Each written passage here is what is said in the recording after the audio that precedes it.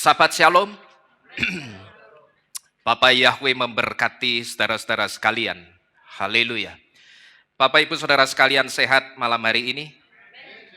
Haleluya, saya juga percaya Bapak Yahweh pasti selalu memberkati saudara-saudara sekalian. Haleluya. Malam hari ini Bapak Ibu Saudara sekalian kita akan kembali bersama-sama belajar dan merenungkan firman Tuhan yang akan berbicara tentang 6 hari penciptaan. Nah, saudara-saudara sekalian, seperti kita ketahui, Bapak Yahweh ketika menciptakan langit dan bumi, Bapak Yahweh itu menciptakan langit, bumi, dan segala isinya itu selama 6 hari. Dan pada hari yang ketujuh, Bapak Yahweh itu berhenti dari semua pekerjaan penciptaannya. Nah, di sini saudara, ada satu hal yang harus kita ketahui, bahwa 6 hari penciptaan dan 1 hari Elohim berhenti dari penciptaan, atau yang disebut di dalam kitab suci itu dengan beristirahat. Sebetulnya itu adalah sebuah blueprint atau sebuah gambaran untuk apa yang akan terjadi di masa depan setelah hari-hari penciptaan. Dan setiap 1 hari penciptaan sebetulnya itu representasi dari 1000 tahun Elohim, seperti yang dikatakan di dalam kitab suci bahwa bagi Elohim 1 hari itu sama dengan 1000 tahunnya Elohim, dan 1000 tahun Elohim sama dengan 1 hari. Nah, kalau 1 hari sama dengan 1000 tahunnya Tuhan, berarti kalau 7 hari berapa tahunnya Tuhan, saudara? Kalau 1 hari itu sama dengan 1000 tahunnya Elohim, berarti kalau 7 hari sama dengan berapa tahun? 7000 tahunnya Tuhan. Nah, 7000 tahunnya Tuhan ini sama juga dengan 7000 tahun Ibrani.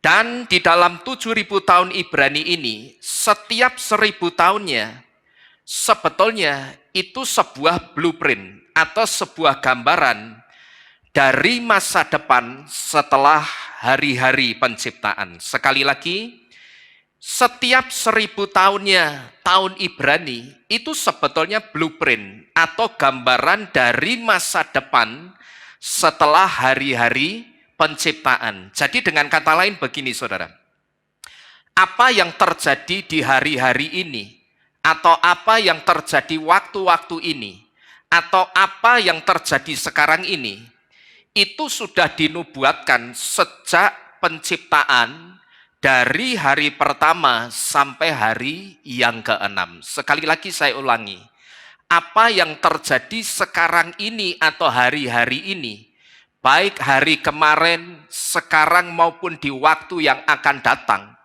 itu sudah dinubuatkan sejak dari hari pertama penciptaan sampai dengan hari ke-6 penciptaan. Bahkan di hari ke-7 itu pun, itu juga sudah ada nubuatannya saudara. Nah, malam ini saya akan bersama-sama saudara mengajak untuk kita melihat ada apa di hari pertama sampai hari ke-6 penciptaan yang adalah simbol atau gambaran dari 1000 tahun pertama sampai tahun ke-6000 kehidupan manusia, atau tahun di mana kita itu hidup sekarang ini. Nah, saudara-saudara sekalian, Midrash Yehudi melalui seorang rabi Yehudi yang bernama Mose ben Nahman, atau biasa dikenal dengan Rabi Ramban. Ramban itu singkatan dari Rabi Mose ben Nahman, disingkat Ramban. Nah, Midrash Yehudi memberitahu bahwa hari pertama penciptaan itu gambaran dari 1000 tahun pertama kehidupan manusia setelah penciptaan. Itu ada di rentang tahun Ibrani 0 sampai tahun Ibrani 1000.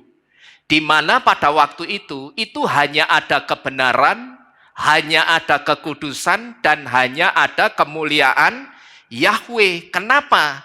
kok saat itu di rentang tahun Ibrani 0 sampai tahun Ibrani 1000, yang ada itu cuman kebenaran, kekudusan, dan kemuliaan Yahweh. Itu kenapa?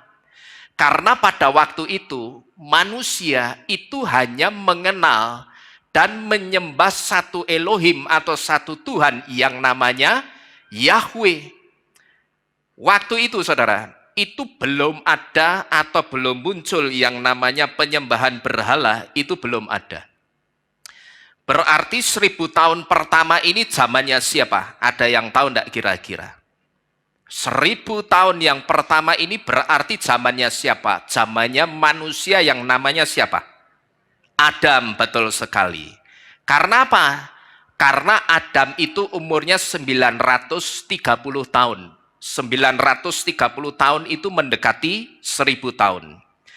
Jadi di 1000 tahun pertama kehidupan manusia ini, manusia yang ada pada waktu itu hanya mengenal satu Tuhan dan satu penyembahan, yaitu satu penyembahan kepada satu Elohim atau kepada satu Tuhan yang namanya Yahweh.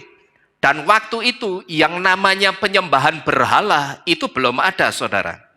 Dan waktu itu juga sebutan Elohim itu cuman Elohim. Tidak ada kata-kata El Elohim, itu tidak ada. Di rentang tahun Ibrani 0 sampai tahun Ibrani 1000, sebutan Elohim itu cuman Elohim. Tidak ada sebutan El Elohim, itu tidak ada. Nah, tetapi setelah 1000 tahun pertama, baru ada sebutan El Elohim, yang artinya apa El Elohim itu? El Elohim itu artinya Elohim yang benar-benar Elohim, atau Elohim yang betul-betul Elohim. Kenapa kok ada sebutan El Elohim bersama-sama dengan sebutan Elohim itu? Kenapa? Itu tujuannya untuk membedakan antara Elohim yang asli dengan Elohim yang palsu. Karena setelah 1000 tahun yang pertama baru mulai bermunculan dewa-dewa dan berhala-berhala. Maka di 1000 tahun yang pertama, sebutan Elohim itu cuman Elohim, tidak ada El Elohim. Tetapi setelah 1000 tahun yang pertama, baru muncul ada sebutan El Elohim. Karena saat itu sudah bermunculan dewa-dewa dan berhala-berhala. Kalau Elohim yang asli, itu Yahweh dan Yesua. Itulah Elohim yang asli. Sedangkan Elohim yang palsu itu siapa? Seperti siapa, saudara? Elohim yang palsu itu seperti Baal, seperti Molok, Asyera, dan sebagainya. Itulah yang disebut Elohim-Elohim yang palsu. Maka tadi di kurun waktu 1000 tahun pertama kehidupan manusia, yang ada pada waktu itu hanya kebenaran, yang ada pada waktu itu hanya kekudusan, dan yang ada pada waktu itu hanya kemuliaan Yahweh. Karena apa? Karena saat itu manusia itu hanya mengenal satu Tuhan dan satu penyembahan yang namanya Yahweh. Nah, ini yang ada di penciptaan hari pertama, yang adalah simbol 1000 tahun pertama kehidupan manusia. Lalu di hari penciptaan yang kedua. Hari penciptaan yang kedua itu simbol atau gambaran dari 1000 tahun kedua kehidupan manusia setelah penciptaan, yaitu di rentang tahun Ibrani 1001 sampai tahun Ibrani 2000. Cakrawala atau langit yang memisahkan air yang ada di atas dan di bawahnya. Cakrawala atau langit itu simbol dari air bah. Yang pada waktu itu air bah itu dipakai Bapak Yahweh untuk apa ini? Untuk memisahkan kebaikan, memisahkan kebenaran, dan juga apa? Dan kekudusan yang Dia ciptakan pada hari pertama. Dipisahkan dengan apa? Kekudusan, kebenaran, dan kebaikan itu dipisahkan dengan kejahatan manusia yang ada di zamannya Noah atau yang ada di zamannya Nuh. Nah, 1000 tahun kedua ini zamannya Nuh, saudara. Dan kita tahu, di zamannya Nuh, kejahatan itu begitu merajalela. Kitab suci itu menulis bahwa saat itu bumi itu sudah rusak. Dan bumi itu juga sudah dipenuhi dengan kekerasan dan kejahatan. Dan ini kalau kita perhatikan, di tahun Ibrani yang kedua, atau di 1000 tahun yang kedua, atau di nubuatan hari penciptaan yang kedua ini sangat berbanding terbalik dengan 1000 tahun yang pertama tadi. Di 1000 tahun pertama tadi, Bapak Yahweh itu menciptakan yang baik. Nah, tetapi sayang, di 1000 tahun yang kedua, manusia itu justru merusak semua yang baik. Maka pada waktu itu Bapak Yahweh itu apa? Dia musnahkan semua manusia yang jahat yang ada di zaman itu, dan pada waktu itu hanya menyisakan tinggal berapa orang? Tinggal 8 orang, yaitu dari keluarganya Noah atau keluarganya Nuh. Dan ada beberapa binatang juga yang juga ikut masuk ke dalam bahteranya Nuh atau bahteranya Noah. Jadi dari sini saudara, kita bisa melihat penciptaan di hari kedua ini simbol dari pemisahan antara yang baik dan yang jahat, atau pemisahan dari kebaikan dengan kejahatan manusia. Kemudian di hari penciptaan yang ketiga. Hari penciptaan yang ketiga itu simbol atau gambaran dari 1000 tahun yang ketiga kehidupan manusia setelah penciptaan. Juga ada di rentang tahun Ibrani 2001 sampai dengan tahun Ibrani 3000. Ada di rentang tahun Ibrani 2001 sampai tahun Ibrani 3000. Pohon-pohon dan tumbuhan yang ditumbuhkan Elohim itu simbol dari mulai tumbuhnya atau mulai dimunculkannya orang-orang benar seperti Abraham.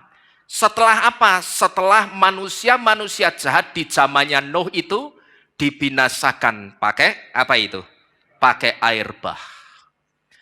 Jadi di hari penciptaan ketiga ini saudara, ini menjadi simbol munculnya orang-orang benar di bumi. Yaitu bumi yang baru yang diciptakan Bapak Yahweh lagi setelah bumi yang lama itu dimusnahkan pakai air bah. Ini saya sebut sebagai bumi yang baru yang dalam tanda kutip diciptakan Bapak Yahweh lagi setelah bumi yang lama itu dimusnahkan pakai air bah. Dan masa ini dimulai dengan munculnya orang benar yang namanya Abraham. Dan masanya itu tidak berhenti sampai di ketika Abraham itu sudah muncul. Tetapi masa yang disebut nubuatan hari penciptaan yang ketiga, itu dimulainya saat orang benar yang namanya Abraham muncul, sampai waktu turunnya Torah di Gunung Sinai, dan sampai masuknya orang-orang Israel itu ke tanah perjanjian Kanaan. Dan kalau kita coba memperhatikan waktu-waktu ini saudara, nubuatan penciptaan hari yang ketiga ini betul-betul digenapi.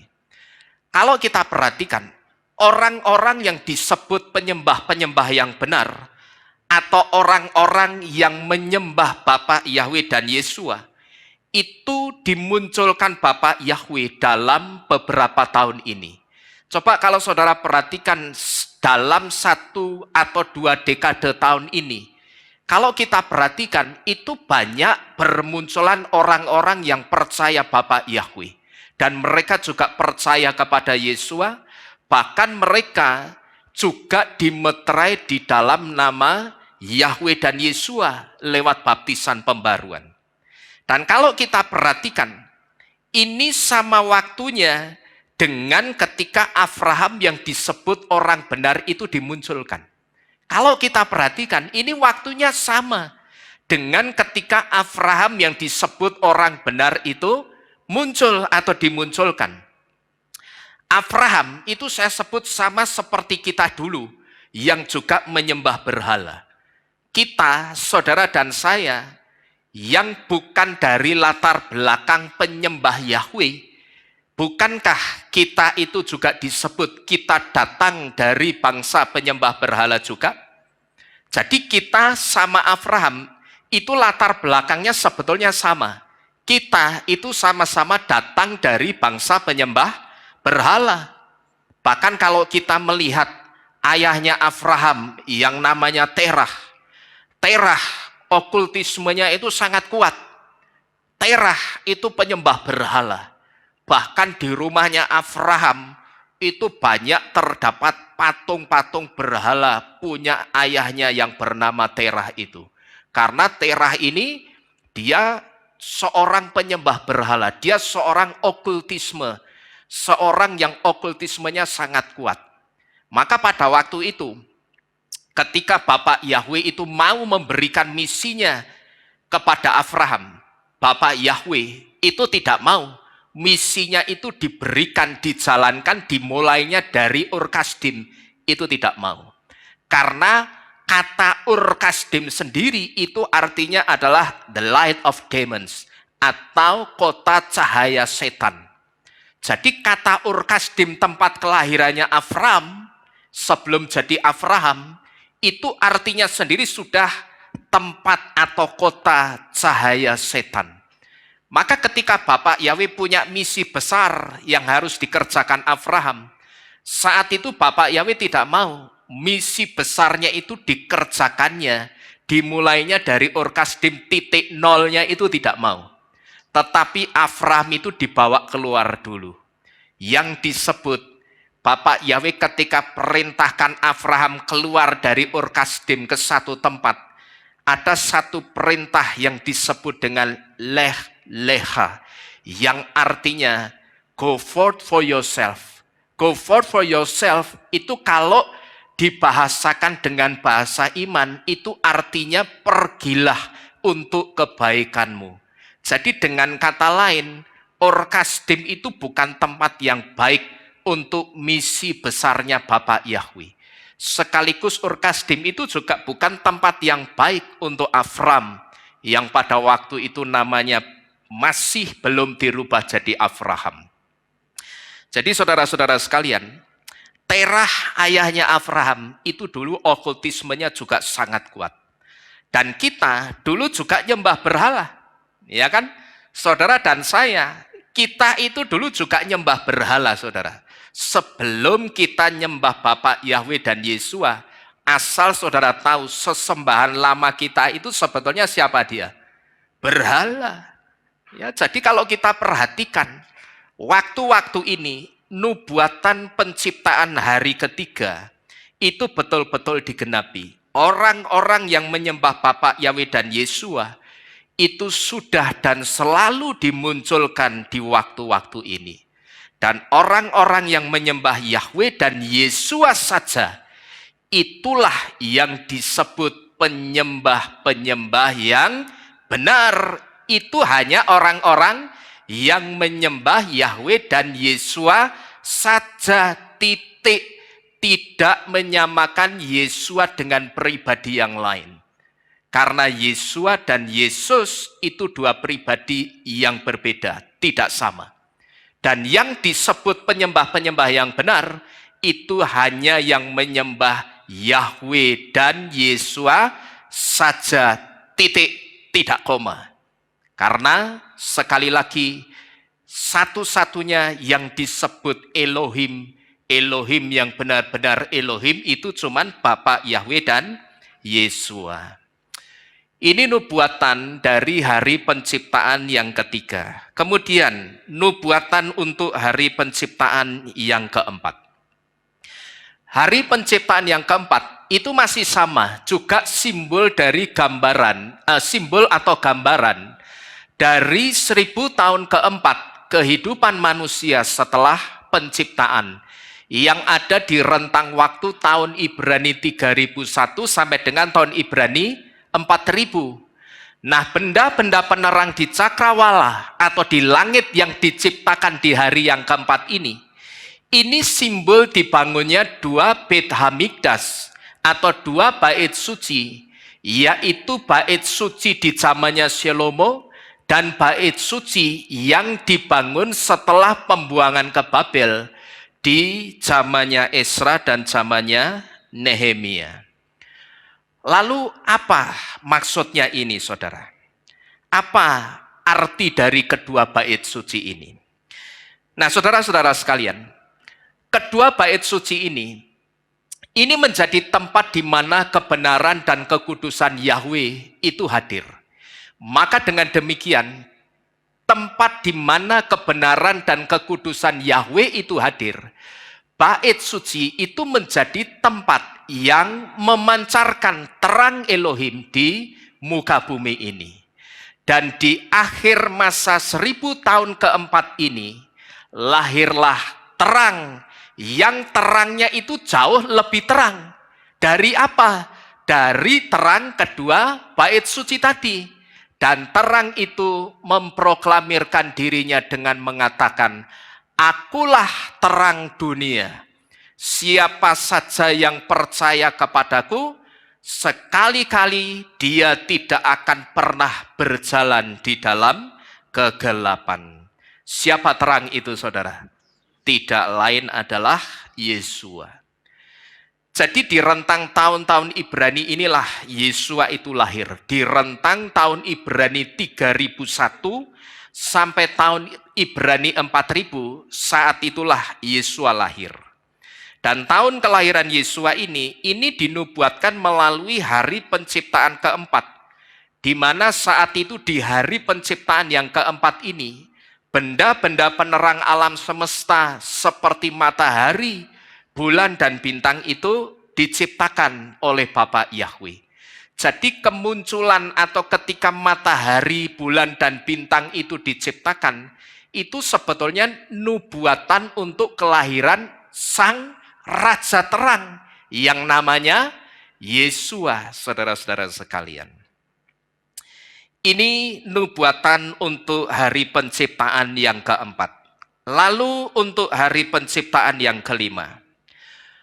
Hari penciptaan yang kelima itu simbol atau gambaran dari 1000 tahun kelima kehidupan manusia setelah penciptaan. Dan itu ada di rentang tahun Ibrani 4001 sampai dengan tahun Ibrani 5000. Pada hari kelima ini, Elohim menciptakan binatang-binatang di laut, menciptakan binatang-binatang di darat, dan binatang-binatang yang ada di udara. Tiba-tiba saja di hari kelima ini, bumi itu penuh dengan berbagai macam makhluk yang bergerak ke sana kemari, berkeriapan dan bergerak ke sana kemari. Lalu ini artinya apa, saudara? Nubuatan ini artinya apa? Penciptaan hari kelima ini adalah gambaran dari satu masa ketika banyak sekali aliran-aliran kepercayaan, sekte-sekte dan agama-agama bermunculan selang beberapa waktu setelah Yesua itu kembali kepada Bapanya di Syamaim. Sebut saja pada waktu itu muncul agama Katolik. Lalu muncul juga agama okultisme melalui Simon Magus. Simon Magus itu artinya Simon sang penyihir yang ada di zamannya Petrus. Itu bisa saudara lihat di kitab Kisah Rasul 8 ayat yang ke-9. Lalu muncul juga saat itu agama Islam, agama Mesianik, dan sebagainya. Dan tidak hanya itu, saudara, di kurun waktu 1000 tahun yang kelima ini, sejarah itu juga mencatat terjadi penganiayaan besar-besaran kepada orang-orang yang percaya kepada Yesua. Dan pada waktu itu juga terjadi perang antar agama, terjadi perang salib, dan masih banyak lagi kerusuhan-kerusuhan lainnya yang terjadi akibat dari munculnya sekte-sekte dan agama-agama baru. Maka kalau saudara memperhatikan programnya di Illuminati itu punya program bahwa semua agama itu mau dihapus. atau mau dihilangkan dari muka bumi ini. Karena apa, saudara? Karena mereka beranggapan agama itu sumbernya chaos. Agama itu biangnya kekacauan. Maka mereka mau menghapus agama-agama yang ada di dunia ini. Nah, tetapi kalau kita bagaimana? Sikap kita bagaimana mendengar ini? Ketika Illuminati itu mau menghapus agama yang ada di dunia ini, sehingga nanti saudara tidak akan melihat simbol-simbol seperti ini lagi. Kalau saudara, sikap kita bagaimana? Ketika kalau suatu saat nanti betul-betul terjadi semua agama yang ada di dunia ini dihapus, dihilangkan oleh Illuminati dari muka bumi ini. Kita perlu pusing atau tidak, saudara? Kalau saya tidak pusing, saudara. Karena apa? Agama mau dihilangkan sama Illuminati sekalipun, saya tidak pusing. Karena apa? Karena Yesus Tuhan kita itu juga tidak pernah membawa agama apapun ke dunia ini. Yesua itu tidak pernah bawa agama apapun. Maka ketika pengajarannya Yesua itu disebut agama Kristen, agama Katolik, agama Mesianik, Yesua itu mungkin ketawa, saudara. Dari Syamayim Yesua itu mungkin ketawa. Ki opo maneh iki? Kok pengajaranku disebut agama Kristen, agama Katolik, agama Mesianik. Padahal ketika dia datang ke dunia ini, Yesua itu tidak pernah membawa satupun agama. Yang dia bawa itu hanya satu, yaitu teaching atau pengajaran. Yang dia bawa itu cuma pengajaran. Maka kalau ditanya Yesua agamanya apa? Yesua itu tidak punya agama. Karena yang dia bawa apa? Yang dia bawa itu cuma pengajaran. Jadi kalau suatu saat nanti agama Kristen dan agama Mesianik itu dihapus sama di Illuminati, ya silakan saja, kita tidak perlu pusing. Karena yang kita pegang itu pengajarannya Yesua. Amin. Yang kita pegang itu pengajarannya Yesua. Jadi mau di dunia ini tidak ada agama sekalipun, itu tidak jadi masalah untuk kita.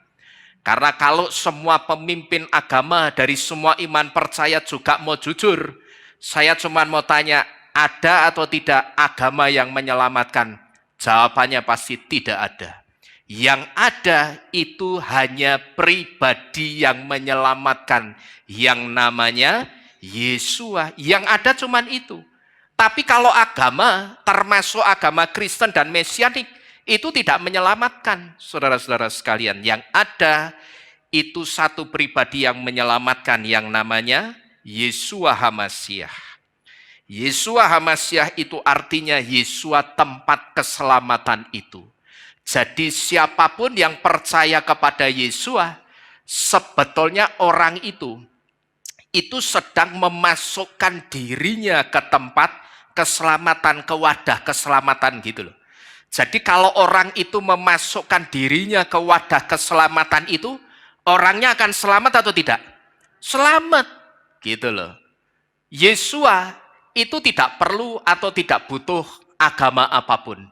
Karena dia hanya bersandar ke pengajaran Bapaknya. Maka yang dia bawa itu cuman pengajaran.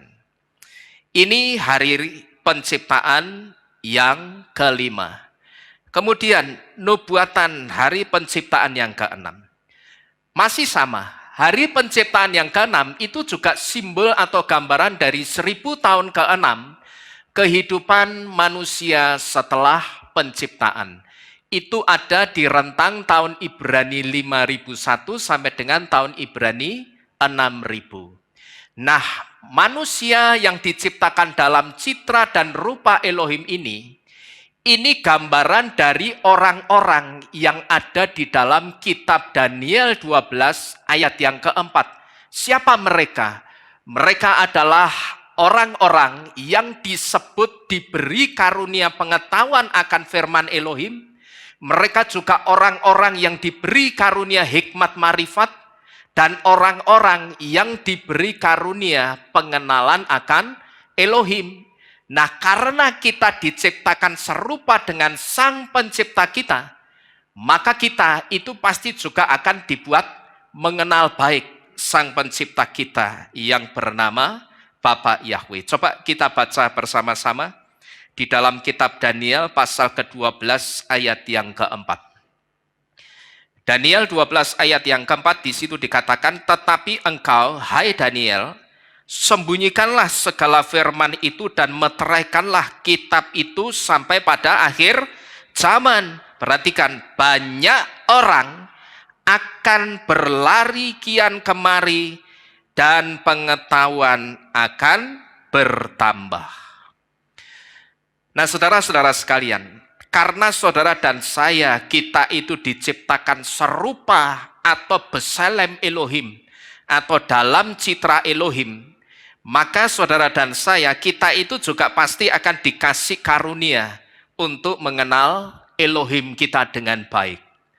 Dan kita yang ada di tempat ini, saya katakan sebetulnya saudara dan saya, kita itu patut bersyukur. Karena apa, saudara?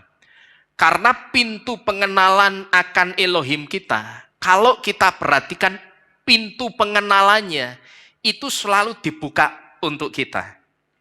Kalau kita perhatikan, hampir setiap kali kita beribadah, kita selalu mendengar firman-firman yang baru, yang sebelumnya tidak pernah kita dengarkan ketika kita masih ada di dalam kekristenan kita dulu.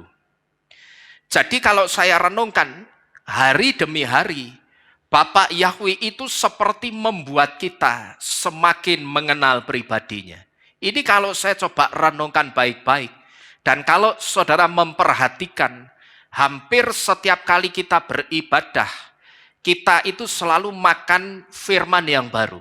Atau kita selalu mendengar firman yang baru, yang dulu tidak pernah kita dengarkan di dalam iman kekristenan lama kita. Yang saya sebut, kalau ini saya renungkan hari demi hari, Bapak Yahweh itu seperti membuat kita mengenal pribadinya lebih dalam. Lewat apa? Ya lewat ini. Lewat hal-hal yang baru yang kita dengar.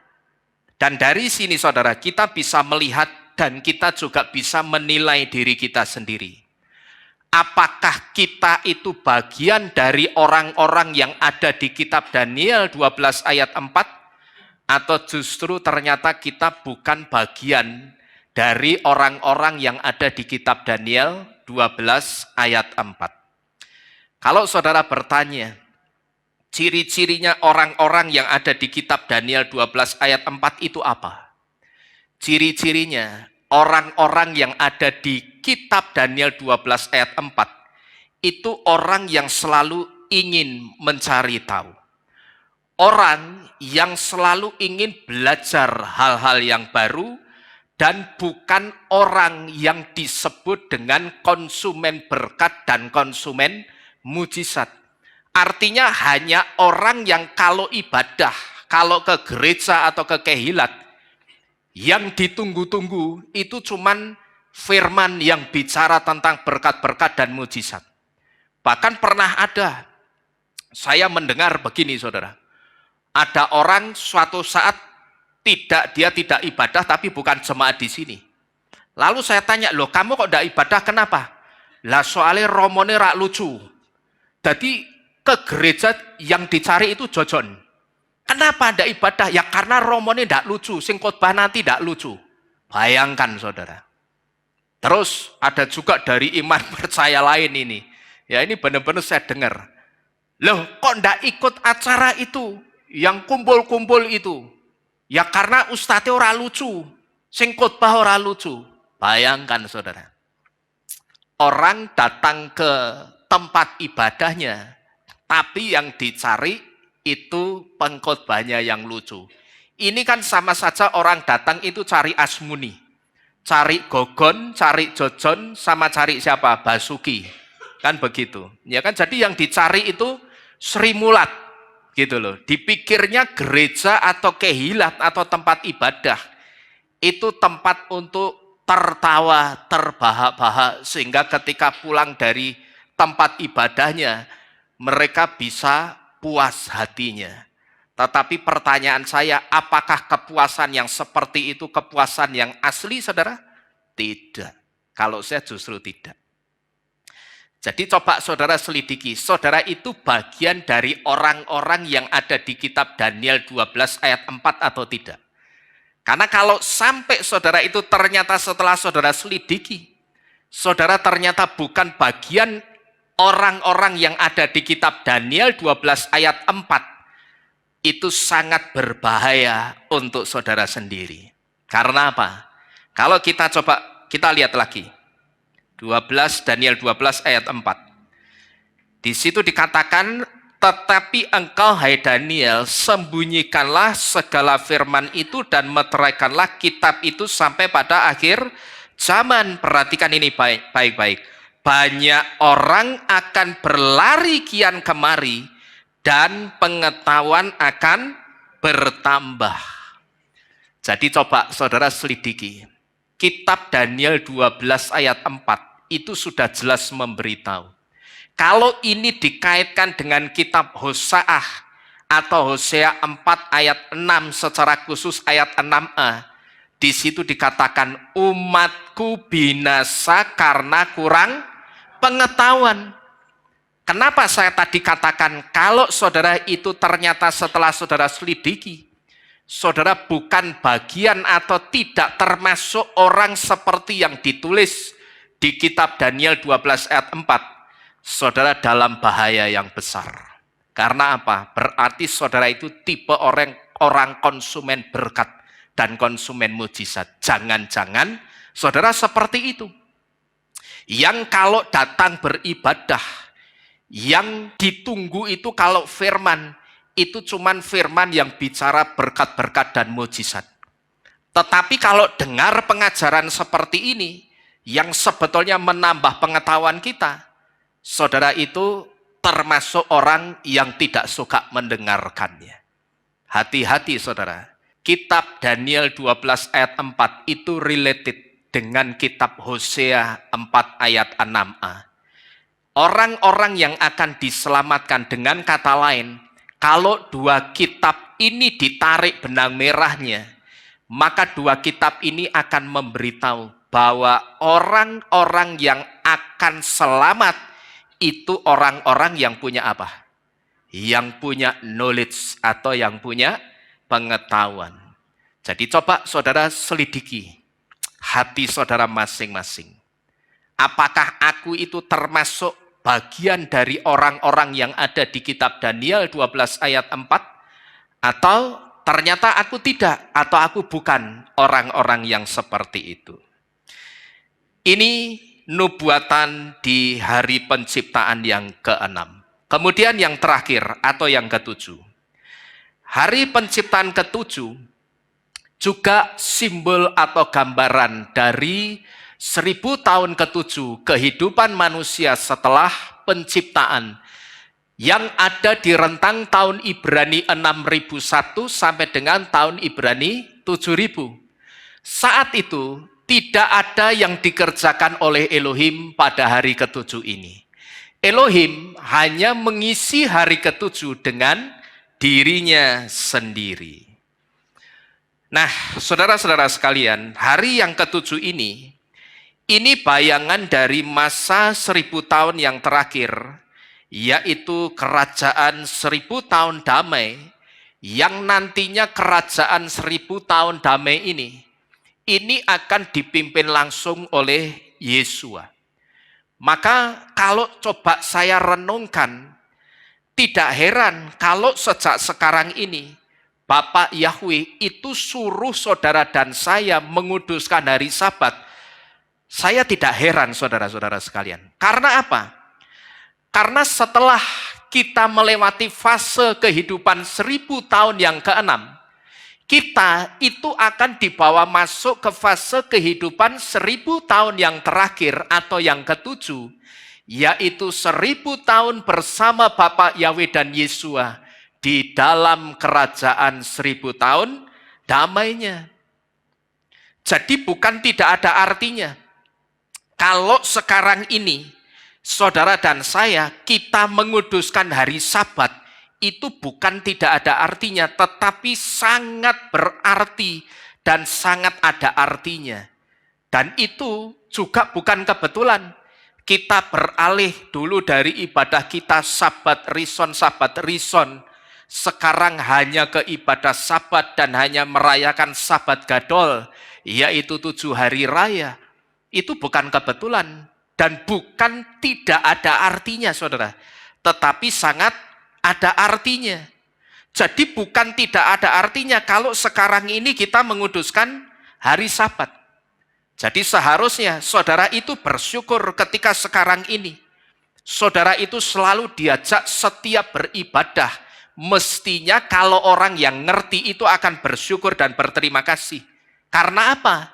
Ya karena kita itu sedang dipersiapkan untuk masuk dalam kerajaan 1000 tahun damainya. Siapa itu? Bapa Yahweh. Jadi ternyata dengan menguduskan hari sabat, tanpa kita sadari, kita itu sedang dipersiapkan untuk masuk dalam kerajaan 1000 tahun damainya Bapa Yahweh.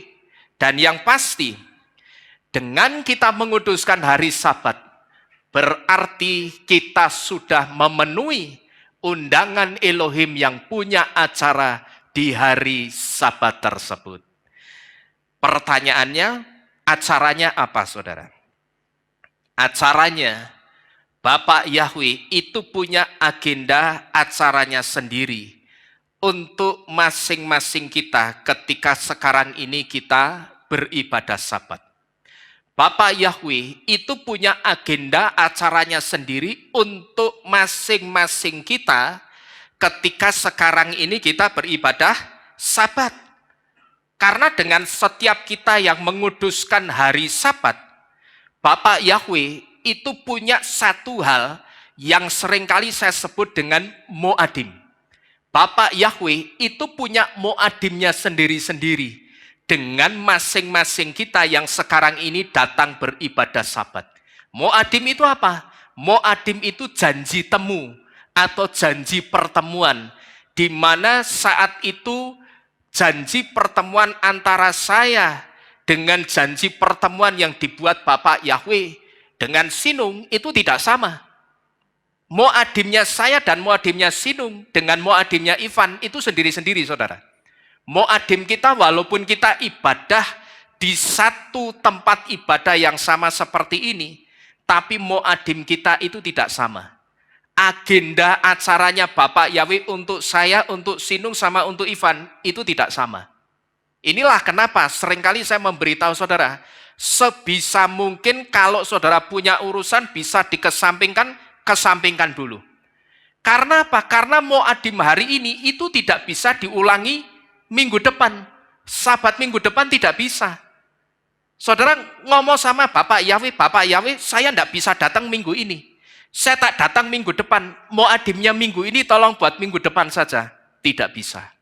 Sama seperti halnya kesusahan sehari hanyalah untuk sehari, moadimnya Bapak Yahweh hari ini juga untuk hari ini. Sabat minggu depan itu ada moadimnya sendiri. Jadi acaranya Bapak Yahweh itu punya agenda acaranya sendiri untuk masing-masing kita ketika kita beribadah sabat. Karena dengan setiap kita yang menguduskan hari sabat, Bapak Yahweh itu punya moadimnya sendiri. Bapak Yahweh itu punya agenda acaranya sendiri dengan masing-masing kita di janji pertemuan di hari sabat yang dia buat. Perhatikan ini baik-baik. Bapak Yahweh itu punya agenda acaranya sendiri dengan masing-masing kita di janji pertemuan di hari sabat yang dia buat. Jadi kira-kira seperti ini. Misalkan saya janjian sama Kesia, Kesia, besok ketemuan di Kehilat ya. Saya ada sesuatu yang mau saya sampaikan ke Kesia. Nah kira-kira seperti itu, saudara. Tapi ketika saya buat janji dengan Bu Yeti, pasti apa yang akan saya sampaikan ke Bu Yeti dan Kesia itu tidak sama. Kira-kira yang dimaksud moadimnya Bapak Yahweh untuk masing-masing kita tidak sama itu seperti itu. Dia bikin janji pertemuan yang sama. Kita ketemu di Kehilat ya. Kamu datang ibadah sabat. karena aku mau memberikan sesuatu kepada kamu lewat firman yang kamu dengarkan atau lewat ibadah Sabat malam ini. Kira-kira seperti itu. Bapak Ibu Saudara paham? Paham ya? Jadi kira-kira seperti itu. Ada yang mau Bapak Yahweh berikan kepada kita di setiap ibadah Sabat kita. Di sini saudara, itu ada satu keluarga, yaitu keluarganya Pak Hok. Pak Hok itu ada Pak Hok, ada Bu Rina, ada Ivan, ada Kesia. Tetapi perlu saudara ketahui, moadimnya Bapak Yahweh untuk Pak Hok sama moadimnya Bapak Yahweh untuk Ivan dan Kesia itu tidak sama. Sekalipun Ivan dan Kesia itu apanya Pak Hok? Anaknya. Sekalipun mereka ini keluarga, tetapi ketika sama-sama datang ibadah malam ini, moadim yang mau dikasihkan Bapak Yahweh, apa yang mau diberikan Bapak Yahweh kepada mereka berempat, itu tidak sama. Jadi ada moadim untuk setiap kita dari Bapak Yahweh, setiap kali kita itu beribadah di hari Sabat. Jadi kalau sekarang kita sudah ngerti, coba saudara itu masukilah atau masuklah dalam moadimnya Yahweh. Karena masuk dalam moadimnya Yahweh, perhatikan baik-baik, itu artinya kita sedang masuk dalam keselamatan. Kenapa saya katakan masuk dalam moadimnya Yahweh itu masuk dalam keselamatan itu kenapa? Ya karena yang saudara lihat di depan tadi, karena fase kehidupan 1000 tahun yang ketujuh, itu satu masa di mana saat itu kita akan ada bersama-sama dengan Bapak Yahweh dan Yesua di dalam kerajaan 1000 tahun damainya. Kenapa saya katakan masuk dalam moadimnya Bapak Yahweh? Kita itu sebetulnya tanpa kita sadari, kita itu sedang memasukkan diri kita dalam keselamatan. Ya karena yang saudara lihat di depan tadi, fase kehidupan 1000 tahun yang ketujuh, itu satu masa di mana saat itu, saudara dan saya, kita itu akan ada bersama-sama dengan Bapak Yahweh dan Yesua di dalam kerajaan 1000 tahun damainya. Inilah yang dimaksud menguduskan hari Sabat, sama dengan masuk ke dalam keselamatan. Menguduskan hari Sabat sekali lagi, itu sama dengan masuk dalam keselamatan. Amin. Amin. Bapak Yahweh memberkati saudara-saudara sekalian. Mari kita bersama-sama tunduk di dalam doa. Bapak Ibu Saudara sekalian, kita akhiri firman pada malam hari ini.